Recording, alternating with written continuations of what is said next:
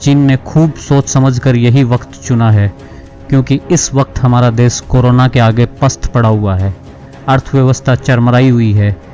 युद्ध शास्त्र कहता है दुश्मन पर तब हमला करो जब वह सबसे कमज़ोर या नाजुक दौर से गुजर रहा हो। इसे टैक्टिकल सरप्राइज कहते हैं। चीन ने यही किया है। क्या भारत 2016 में पाकिस्तान पर की गई सर्जिकल स्ट्राइक जैसा कोई कदम उठाने जा रहा है, या फिर फरवरी 2019 में की गई बालाकोट जैसी एयर स्ट्राइक करने जा रहा है? चीन को पता है कि फुल फ्लेज वार में भारत से मुंह की खानी पड़ सकती है। भले ही चीन की सेना कागजों पर मजबूत दिखाई देती हो, परंतु आमने सामने की लड़ाई में भारतीय सेना के हौसले और जज्बे के सामने चीन की सेना कहीं नहीं टिकती है।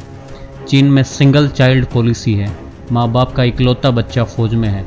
तो आप समझ गए होंगे चीनी सेना मानसिक रूप से कितनी मजबूत है। वहीं भारतीय सैनिकों को मौत का खौफ नहीं है।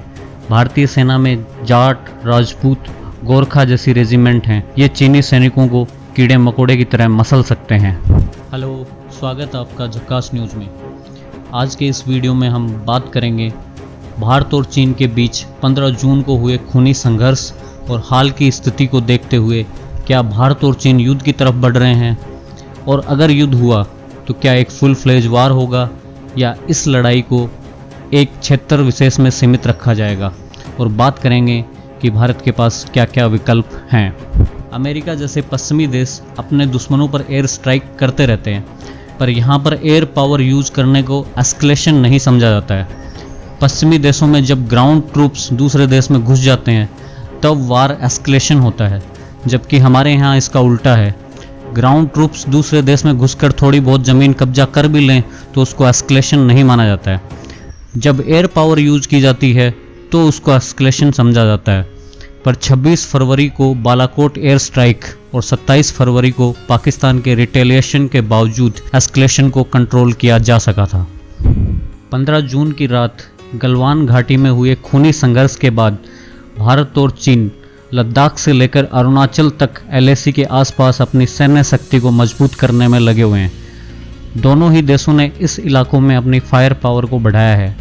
आर्टिलरी और आर्म्ड व्हीकल को इन एरिया में तैनात कर दिया गया है। भारत पाकिस्तान की तरह चीन को नहीं धमका सकता है, क्योंकि चीन मजबूत और पाकिस्तान से ताकतवर देश है। वहीं चीन भारत को बार बार 1962 की याद दिला रहा है। चीन ने अपने सरकारी अखबार ग्लोबल टाइम्स में लिखा है, भारत ने अगर झड़प को लड़ाई में बदलने की कोशिश की तो यह अंडों को चट्टान से टकराने के बराबर होगा। यहाँ पर चीन ने 1962 का जिक्र तो किया, लेकिन वह 1967 की लड़ाई को भूल गया। चीन को यह नहीं भूलना चाहिए कि यह 2020 है।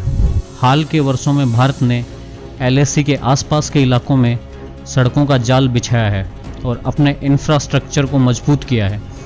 भारत ने इन दुर्गम इलाकों में काफ़ी ALG यानी एडवांस लैंडिंग ग्राउंड बनाए हैं। इससे भारत की ताकत काफ़ी ज़्यादा बढ़ गई है। अब भारत अपने ट्रूप्स और आर्टिलरी को बॉर्डर के इलाकों में ज़्यादा तेज़ी और आसानी से पहुंचा सकता है। तो अब बात आती है, क्या भारत और चीन के बीच युद्ध होगा? इस पर मेरा मानना है भारत और चीन के बीच एक फुल फ्लेज वार नहीं होगा। इस समय भारत और चीन दोनों की इकोनॉमी की हालत खस्ता है। इस हालत में कोई भी देश वार में नहीं जाना चाहेगा। और वार ना होने का दूसरा रीज़न है, चीन कोरोना को लेकर पूरी दुनिया के निशाने पर है। ऐसे में चीन नहीं चाहता कि इस युद्ध को लेकर पूरी दुनिया में उसकी आलोचना हो। हालांकि इन झड़पों से चीन दुनिया का ध्यान कोरोना से हटाना चाहता है। चीन चाहता है कि तनातनी बनी रहे। और तीसरा एक बड़ा कारण है, चीन को पता है कि फुल फ्लेज वार में भारत से मुंह की खानी पड़ सकती है। भले ही चीन की सेना कागजों पर मजबूत दिखाई देती हो, परंतु आमने सामने की लड़ाई में भारतीय सेना के हौसले और जज्बे के सामने चीन की सेना कहीं नहीं टिकती है। चीन में सिंगल चाइल्ड पॉलिसी है।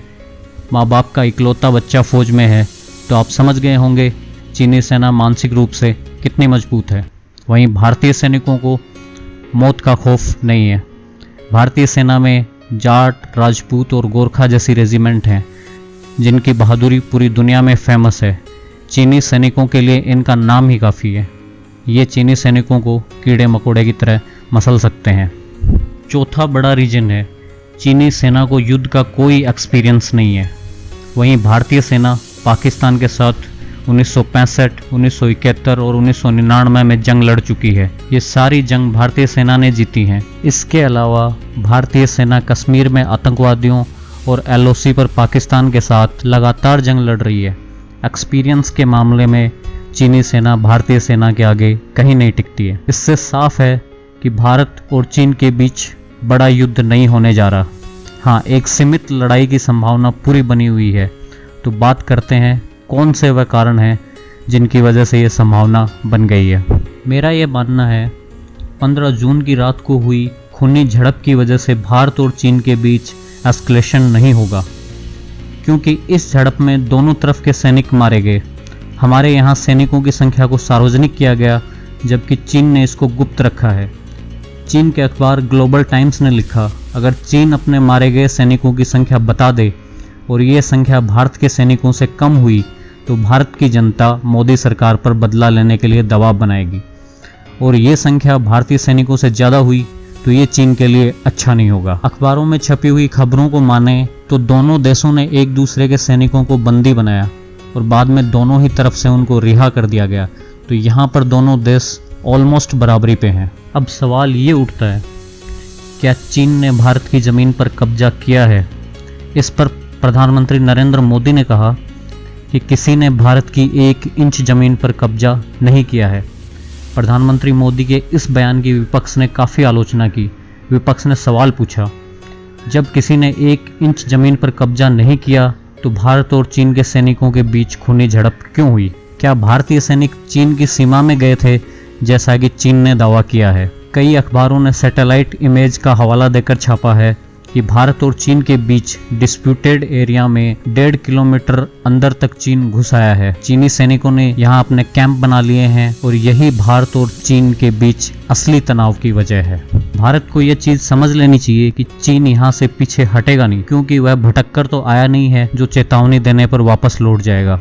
चीन एक सोची समझी रणनीति के तहत आगे आया है। चीन ने खूब सोच समझकर यही वक्त चुना है, क्योंकि इस वक्त हमारा देश कोरोना के आगे पस्त पड़ा हुआ है। अर्थव्यवस्था चरमराई हुई है। युद्ध शास्त्र कहता है दुश्मन पर तब हमला करो जब वह सबसे कमजोर या नाजुक दौर से गुजर रहा हो। इसे टैक्टिकल सरप्राइज कहते हैं। चीन ने यही किया है। चीन को पीछे हटाने के मुझे तो 2 ही रास्ते नजर आते हैं।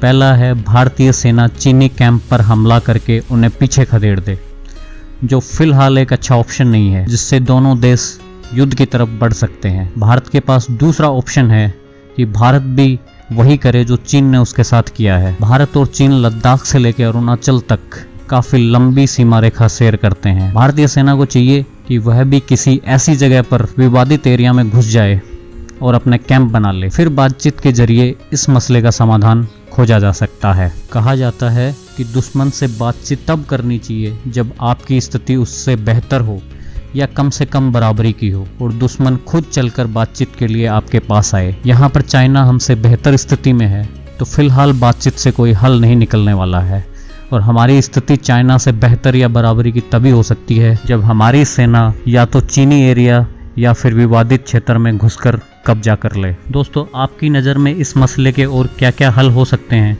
कमेंट करके हमें बताएं। वीडियो पसंद आए तो लाइक और शेयर करें, और ऐसे ही वीडियो देखने के लिए चैनल को सब्सक्राइब करें। जय हिंद।